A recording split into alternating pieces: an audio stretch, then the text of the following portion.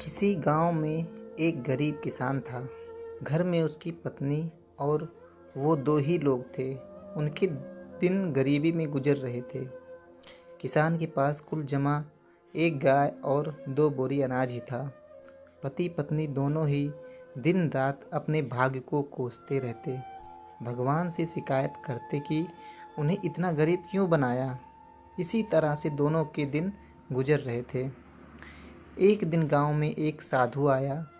वो गांव भर में भिक्षा मांगता हुआ उस किसान के घर भी पहुंचा। जैसे ही साधु ने किसान के घर आवाज़ लगाई, उसकी पत्नी और उसने अपने भाग्य को कोसना शुरू कर दिया। तुम्हें हम क्या दान दें महाराज, हमारा तो खुद का जीवन भिखारियों सा ही गुजर रहा है। न कपड़े हैं ढंग के, न घर में अनाज है। भगवान हमारे साथ इतना अन्याय कर रहा है, जबकि हमने तो किसी का कुछ बिगाड़ा भी नहीं है।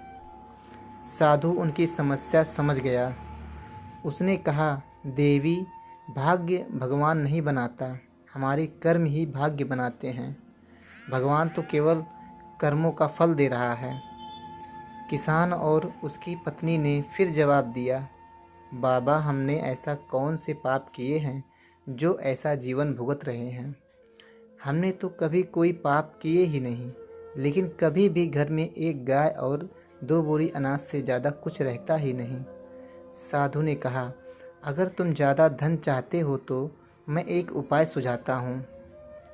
अगर तुम मेरा कहना मानोगे तो ज़रूर तुम्हारे पास भी बहुत धन और संपत्ति होगी। दोनों पति पत्नी साधु के चरणों में बैठ गए। दोनों ने कहा कि जो आप कहेंगे हम वो करेंगे। साधु ने कहा, तो सबसे पहले अपनी ये गाय और दो बोरी अनाज इसे भी बाजार में जाकर बेच दो। पति पत्नी दोनों सहम गए। महाराज, अगर ये भी बेच दिया तो हमारे पास तो कुछ बचेगा ही नहीं, हम तो और कंगाल हो जाएंगे। दोनों ने जवाब दिया। साधु ने समझाया, मैं जो कह रहा हूँ वैसा करो, अगर नुकसान हुआ तो भरपाई मैं कर दूंगा। मैं तुम्हें फिर से एक गाय और दो बोरी अनाज ला दूंगा। डरते डरते दोनों राजी हुए। किसान ने बाजार में जाकर गाय और अनाज को बेच दिया, धन लेकर घर लौटा। फिर साधु ने कहा, अब एक काम करो, इस धन से उन गरीबों को भोजन कराओ जिनके पास खाने को कुछ नहीं है। किसान ने वैसा ही किया, कई गरीबों को भोजन करा दिया। ये बात गांव जमींदार को पता चली कि गरीब किसान ने अपनी गाय और अनाज बेचकर भूखों को खाना खिला दिया।